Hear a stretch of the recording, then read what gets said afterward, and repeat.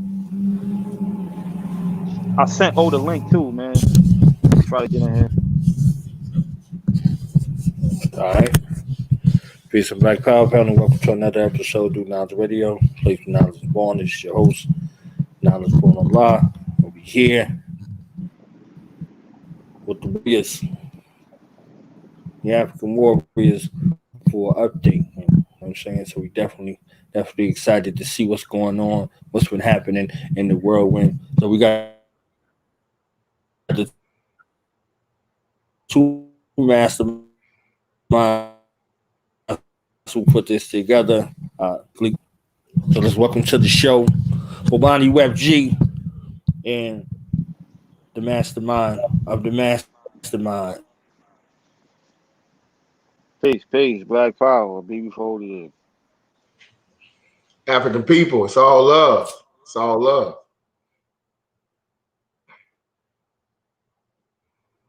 The trench worker.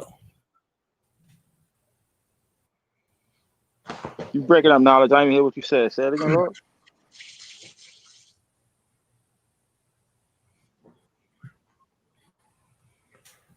Said it, BB48, Black Power. What's going on? How y'all feeling today? Ready to get this work? Blacknificent. All right. So what's been going on, man? Tell us the story, man. Tell us some of the things that's going on, man. So for the cats who be watching, thinking like, oh, that's all they did was put some names together on a piece of paper, you know what I'm saying, and make some flyers, you know, and that's it. You know, like I need folks to understand what this entails. First place we starting. First place I would like to start. Harrier shotgun. Shotgun. Let's talk about it. Harrier shotgun. Available August 14th, 2020 on www.ufasafo.com. We will be going live with Sister Keisha and Brother Tad and Brother Ashe tomorrow to give y'all a small little glimpse, maybe about 6 tracks or so of the album. But come Friday, we're gonna smack y'all right in the head with that Black Power Club. What I say? Can y'all hear me? Did he just cuss over here? I cuss? My fault. Did he say Tad, Ashe, and Keisha get an exclusive snippet? No. Before this platform right here, that's not what he said? That was an update? That's what he came on the show to tell me?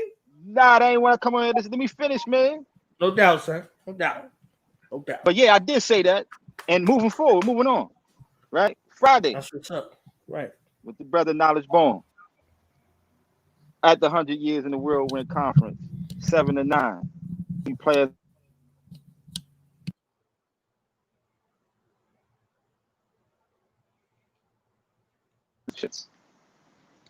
Pardon. Can you hear me? All right, yeah. So from 7 to 9, we'll be playing the entire project from beginning to end. You get to hear the whole project with commentary of the Harrier Shotgun album featuring Doc Mockty and University Ad. But y'all can proceed. Go ahead. Cuss me out, bro. Let me hear it. No, that's all I love. That's one of the few platforms in the universe that I endorse and will defend. Best place. Hashtag delinquent though. Hashtag delinquent.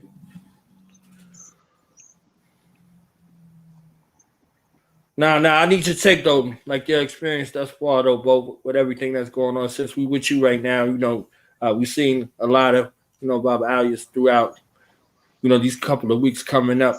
So, you know, in your purview, in the midst of everything else you got going on, like, you know, what's been your experience thus far, you know, with everything and everybody that's involved in this event? First and foremost, I gotta big up and give thanks to everybody involved. Everybody who was involved from the beginning and those who came on late in the organization of the event, man. I just want to give thanks to everybody We got some. I'm actually impressed by the lineup that we have.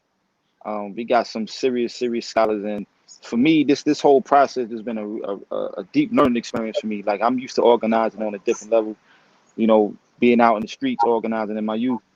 It's the first time I've ever attempted doing anything online like this, and I will say it's you know, it's been a up and down experience, but nonetheless, it's been one that I learned a lot from, man. And I will say, Brother Ali has been a great leader during this whole process, man.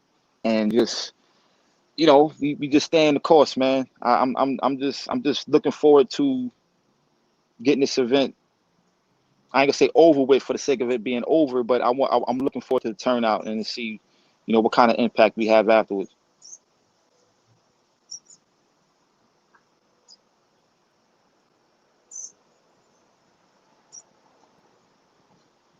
Let's say something, man. Did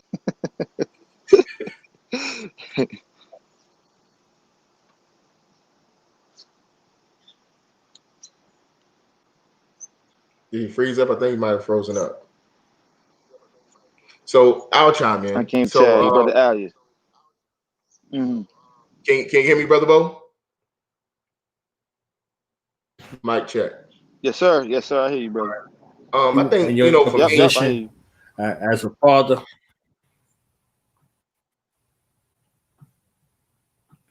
You know, your position as a father and as a leader of an African outreach organization. You know, the warrior that you are. What does Black August mean to you? You know, while we got you here. So that was to you, Brother Bo. That was for me. I couldn't even hear your whole question, brother. Repeat the question.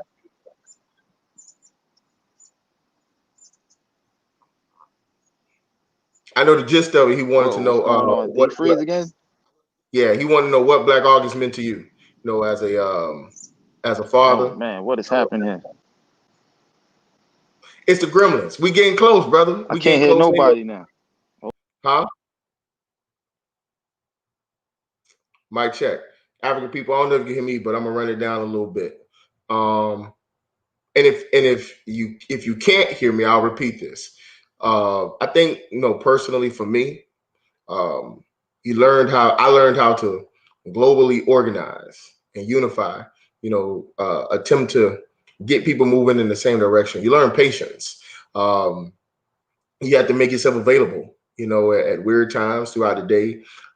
You have to, you know, sometimes step outside yourself to kind of see things from a different perspective, because, you know, everybody might not have your vision or have the clarity that they feel necessary to necessarily move in a specific direction. So you have to be that clarity. You have to provide, you know, that insight, that intel they need so they can feel comfortable to do what it is that they do. And sometimes you may answer the same question when you're dealing with, because we have about 50 people. There's about 50 people that's a part of this that either will be presenting behind the scenes, helping, you know, organize and making sure everything is, you know, managed correctly. But to when you're trying to, you know, sharing collective work and move people in a specific direction, what happens is, you know, you may answer a question, you know, 1, 2, 3, 4, 5, 6, 7, 8, 9 times. And what you have to do as an organizer is be willing to answer that question the 8th time with the same patience, the same care, and the same concern that you did the first time. So I know for me personally, you know, that's something that I learned. You know, understanding and believing that you have the ability to organize something on this scale, you know, I think, you know, speaks volumes to the things that I think that me and Brother Bomani, you know, went into.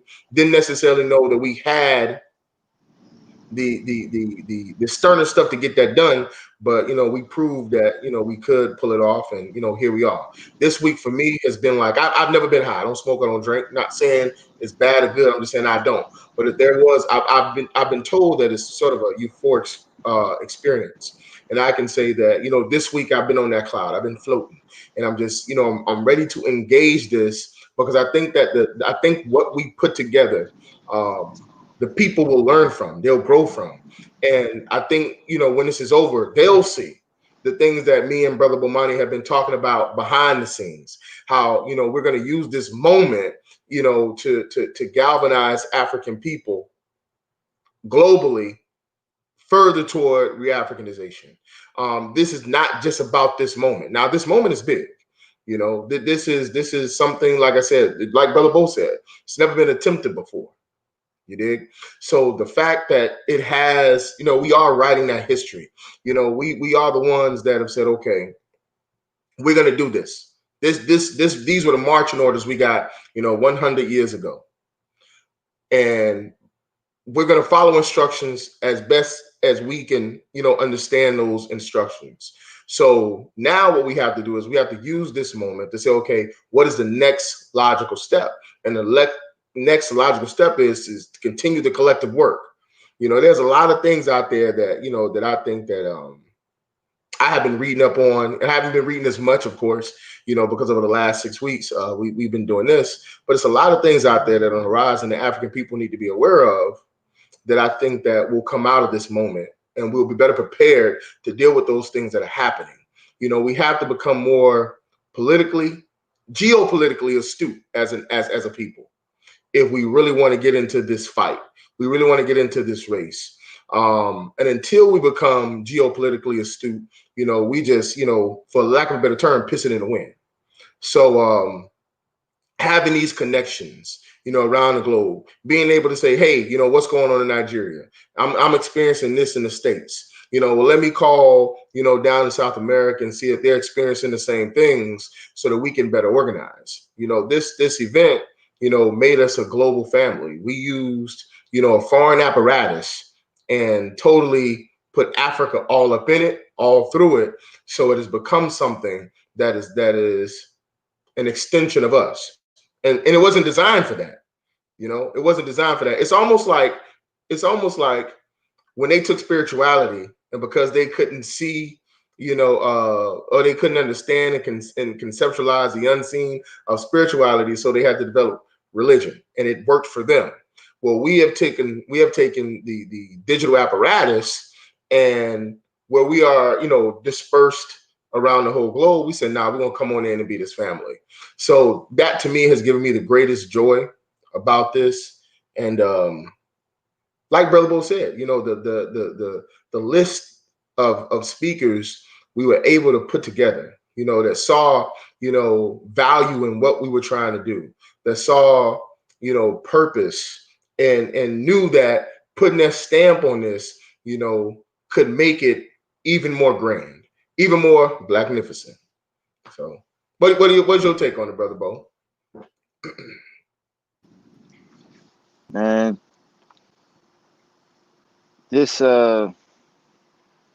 event is, like you said, it's going to be, it's something historic. I don't think we're really going to see the impact of what we're doing or what we're attempting to do until some years later, when the generations, that the information that's given out and disseminated in this event, how it affects the movement, how it affects future generations. Will African-centered education become more prominent in our communities? Will we be establishing more of a revolutionary culture moving forward for the next 100 years? And I think this event is if it ain't this will be the catalyst for that type of change, I believe. We just need the people to support. That's it. We just need the people to support. The people that's still on the sidelines, like, I don't know, you hesitating to press that purchase button, do it, because it's key, it's important, it's pivotal for African survival moving forward. Like what we are doing is this is race work 101, and without a vision of what it is we're trying to accomplish and achieve, then we're going to be at a standstill. We got a bunch of visionaries, revolutionary African women and men that got visions for an African future, of a glorious African future. So those are still sitting waiting on the sideline. Start waiting on the sideline, press that purchase button, get that link, and get that clear vision of what our African future is going to look like.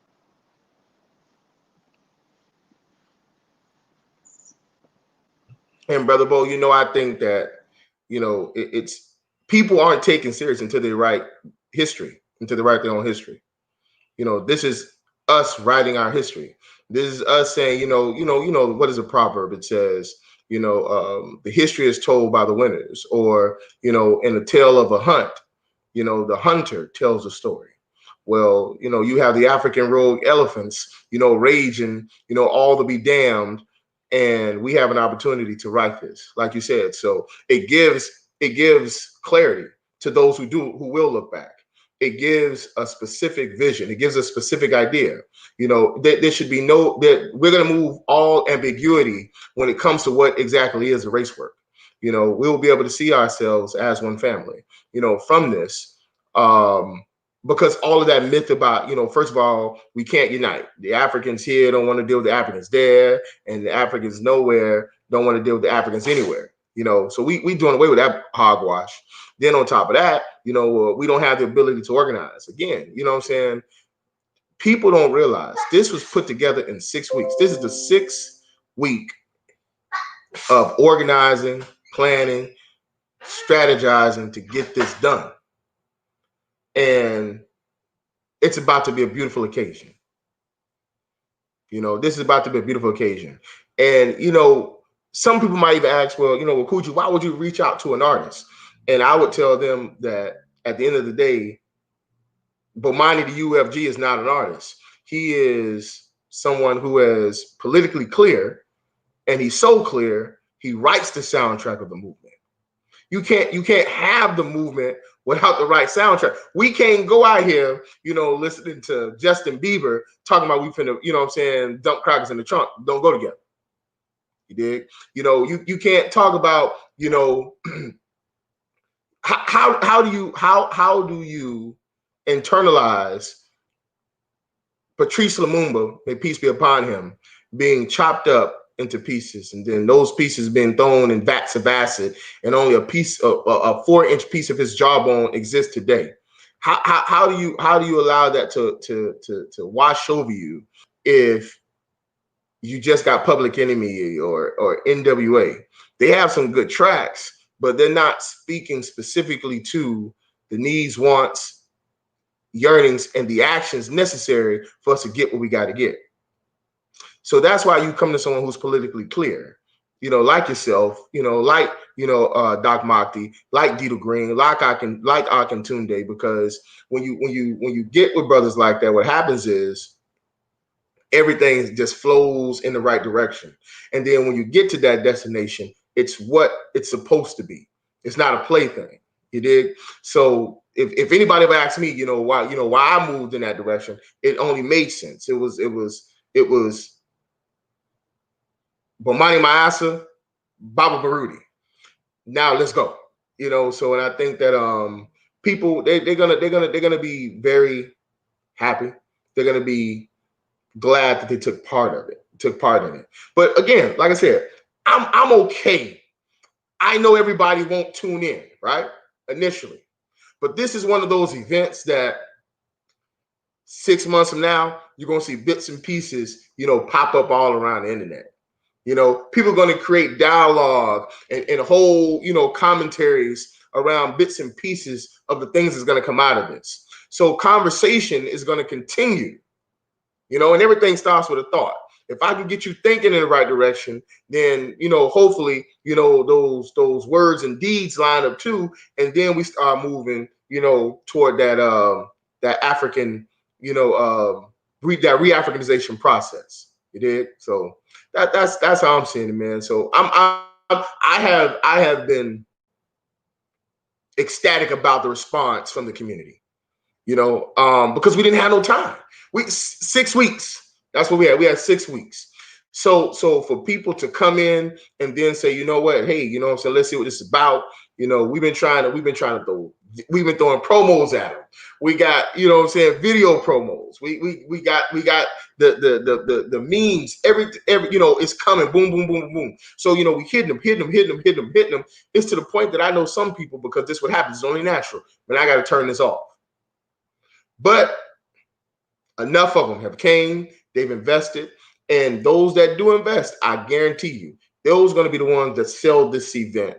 Now, it's going to be after the fact, but it's still going to happen. You dig? Because African people, sometimes we always gotta be a little cautious. What this person might be a Svengali. I'm gonna tell you what I think about when I think about instances like this. Everybody, you ever seen the movie Cotton Comes to Harlem?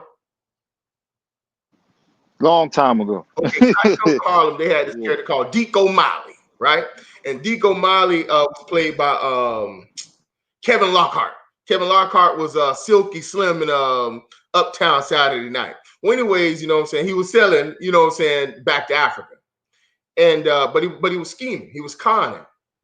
You did, but he tapped into something that, once you start talking Africa to Africans, it awakens something in African people, especially those that remember, because to remember something, I mean, you once knew it, right? So I think that, it's like that sounds familiar. What's going on? But people be a little cautious. Because your reason, it's a powerful thing now. We live in reason like a fish live in water. So now you come to me, I'm African. Well, wait a minute. I thought if a cat had kittens in the oven, they was biscuits, not kittens. So the response that has come from African people, I think has been great. When you look at the amount of time that we've had to market the event, the energy that we've put into it, they can't see that. They can't see, the nervousness of going to, speak to a speaker because you have a certain level of respect, and you want them to reciprocate by just saying, yeah, I'll be a part of it. But sometimes it don't go that way. And sometimes people just, they just straight dish it. They don't respond back, all kind of things like that. But that's okay. So, so me personally, I have sincerely appreciated the response that we've gotten. But like I said, this event won't just last in these 3 days. It's too powerful. Doc, we appreciate you, and we appreciate your work. Definitely appreciate you, Dr. Mind. Absolutely. And you don't understand what you have brought, to the 100 years in the whirlwind. Because at the end of the day, one thing that, again, me and Brother Bo, we constantly talked about, we have to have, the African woman on full display in her brilliance. This is not one of those situations where, we are misogynist, because I don't know about y'all, but if you on my post or on my Facebook, you see me say almost daily, the Black woman is God. And I'm not retarded. You dig? I don't believe that, the Black woman has created the moon, the stars, and the quasars. But let's deal in social theory. If I say over and over again, the Black woman is God, I just might begin to deify those babies that come from her, those the boys and the girls. Then my relationship with them will change. And what will happen is when people come and accost us, whether it is a internal or external assault, our response will be different. And we can check it from street. We'll check it from street. So what happens is, if you don't have the pieces in place, and if you don't have the right representation, then something's missing. So, we tried our best, to look for, the sisters and the mamas that are clear, that have a political view that lines up with re-Africanization. Because that's what this is about. It's about a global family. It's about a global family understanding that they got marching orders 100 years ago. Matter of fact, I believe it'll be 100 years tomorrow. And because we are obedient children, we're going to make sure that we continue what Baba said. We continue what the mama said, so that our children and the yet unborn can then pick up, as I keep saying, that spear and that shield and continue the fight. Because you build and you fight simultaneously. You can't do one without the other. Because as soon as you build and you stop fighting, then you prime yourself for attack. If you're always fighting and you're not building, then once you get done fighting or the fighting begins to decrease, the level of fighting you have to do, you have nowhere to go. So, you know, this has been a beautiful thing, brother. And like I said, man, I'm glad that I had an opportunity, you know what I'm saying, to build this with you and everybody else that's a part of this. I think that, let me stop thinking. I know that, you know, that this won't live in this moment. And African people, I'm telling you now, we got something else coming behind it. And I'm just going to leave it like that. We got something else coming behind it that I know will at that moment, separate this communiversity or separate this lecture, you know, from others. You dig? Because the Africans that are a part of this are too serious about the work to allow this to last, you know, in a 3-day vacuum. So, African people, I hope you're ready to get caught up in the whirlwind. 100 years. If you have gotten your admission and you have not shared it with your friends, your loved ones, and your cousins that have not, you're wrong. So go ahead and tell them to head on over to www.dtc1.org. If you have not gotten yours and you hear my voice, go ahead over there. It's too much going on, y'all. We're going to start the day off with an opening ceremony, honoring the ancestors, pouring libation by Baba Sekou. Then we got a breakout session. Then we got a breakout session. Then we got a breakout session. Then we're going to come, you know what I'm saying, with a general session with Mr. Marcus Klein, and he's going to tell you about, you know, the necessity of African-centered homeschool and continuing Garveyism. Then we're going to hit you with another breakout session. Then we come in with the release party of Harriet Shotgun. And not only are they going to play every track, they're going to contextualize the tracks for you. They're going to let you know the political science that went into making, went into crafting, went into molding. And I'm going to tell you something, African people.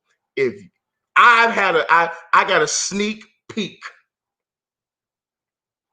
of the album. I've been playing it all day. Played it all day yesterday. I'm playing it at school. My principal came and said, "Hey, what's that? Oh, that's..." Say that again. Say that again, brother. Huh? Tell them what happened. You got a sneak peek in what? You been doing what? Yeah. And I've been playing it all day at school. My principal came in and said, "Hey, what's that? Oh, that's bumping." And she's not centered. She's not centered. I'm telling y'all. You know, she's a Delta and she's Delta through and through. But she heard something that made sense. We were rocking that Me Too. Just let you know, I was playing Me Too when she came in, and it moved her. You dig? We're gonna come back Saturday. We're gonna have another opening ceremony, but again, this time again, we got the brothers and we got the sisters. We got the mamas and the babas, right? So we're gonna come back the next day with the opening ceremony led by Sister Taj, and she's gonna give it to you. We naming the ancestors. We have to call on them because we need them there with us. We need them in this event. We need them. We need the warrior ancestors to circle us globally. You dig? Wrap us in that shroud of protection so that everything goes the way it's supposed to go. Then we're gonna come back. Boom. Mama Ya, general session. Everybody sit down, cross your feet, listen to Mama Ya. Sit at her feet. All right. We're gonna come back. Boom. Field African Radio. Then we got 3 breakout sessions, or a breakout session with 3 rooms. Breakout session with 3 rooms. Then we come back with Sister Nayaba. Back to basics. She got some special guests. Man, she gonna rock it till she drop it. Then we're gonna come back and give you another breakout session. I'm gonna come on and ask you how much you liked it and all that kind of stuff. I'm gonna be hyped. I have a fresh haircut. Then I'm gonna haircut Saturday morning, Brother Bo. No, I go 5 o'clock in the morning because I don't want to miss nothing. Sunday, we're gonna come back. Boom. We're gonna have another opening ceremony. Every day we are welcoming the ancestors. Hey, listen, this, because we are African, we understand that we can't do anything without the ancestors. We can't do anything without the babies, without the warriors, without the elders, and the yet unborn. So we need all of that. We need all of that to be a part of this. Then we're gonna come with a general session. Then we got the spoken word artists coming in. They're gonna lay it flat. Then we got Do the Knowledge Radio coming back We're united front, and they're gonna talk about that aim, that precision aiming. Because you know, people always tell me they can shoot, Master J. They always tell me they can shoot, but they're grouping all over the damn place. You know, they got a bullet here, bullet there. Sometimes they don't even hit the target. You dig? But they're gonna talk about we want 3 center mass so we can lay it down. So at the end of the day, we want you to lay down and probably not get back up. You did. So then we're gonna come back, another general session, and then you know, Baba Garuda gonna bring us home. He gonna end with the axioms, the 3 axioms of Garvey, how they must be studied, analyzed, synthesized, and utilized. What are the axioms of Garvey? Race first, do for self, nation building. We getting on it. That's the way. So at the end of the day, all we doing is doing a whole 360. We could do 180, but we're gonna do a 360 for you. Because we want you to know that for us to move forward, we got to go back first. So African people, if for some bizarre reason you ain't been over to www.dtc1.org, that is D as in David Walker, T as in Thomas and Core, C as Colin Ferguson, and the number 1.org. Get your butt on over there. Get your butt on over there. Get it done. Lock it in. This Also, is going to be an. Let me add something real quick. Also, go over to www.ufsifo.com. We have the 100 year of the RBG flag, the centennial, official centennial T-shirts at the website. You can purchase the shirt it comes with the pre-order for Harriet Shotgun. So I suggest y'all go over there now, get your T-shirts, your RBG centennial shirts, as well as the Harriet Would Have Shot You T-shirts. That also come with a pre-order of the album. And you know, somebody told me Bomani UFG possibly could be somehow working on a project that may be coming out sometime in the near future, possibly. I heard that. I think somebody may have told me that. I don't know. But there is a single coming out, Harriet Would Have Shot You, with the video and all of that. That'll be coming out real soon. So stay tuned to the airwaves. But please go on and purchase them shirts, man. Them shirts is fire. At least go look at it and see if you want one. If you ain't did it yet, just go on the website. Once again, www.ufasafo.com and check out those shirts. And if you don't, Harriet probably would have shot you. I'm just saying. So African people, I think you caught up. You caught up for the time being until Friday. Friday, 8:45. Go ahead. You should be able to log in and get caught up in the whirlwind. African, that's all I got. You got anything else, brother? Harriet Shotgun, Harriet Shotgun, Harriet Shotgun. The Vanguard, United Front. Oh, excuse me, Cypher in the Field for Manhood Papers out right now. You could go and purchase your copy, the full version of the album at www.ufsifo.com. And you could go on your favorite streaming platforms and type in with your little keyboard, type in The Vanguard United Front. Not just United Front. The Vanguard United Front and your favorite streaming platform, YouTube Music, Google Play, iTunes, Apple Music, Spotify, Tidal, Deezer, you name it, we're there. The Vanguard United Front, Safe in the Field for Manhood Papers EP. Check it out. Harriet Shotgun. Man, that's all I'm going to tell y'all. African people, we love you. Habibi Tumi, Habibi for Hodie. What you say, Brother Bo? Grab the heaters with no delay. With no delay. Before you. Peace out, fam. Peace.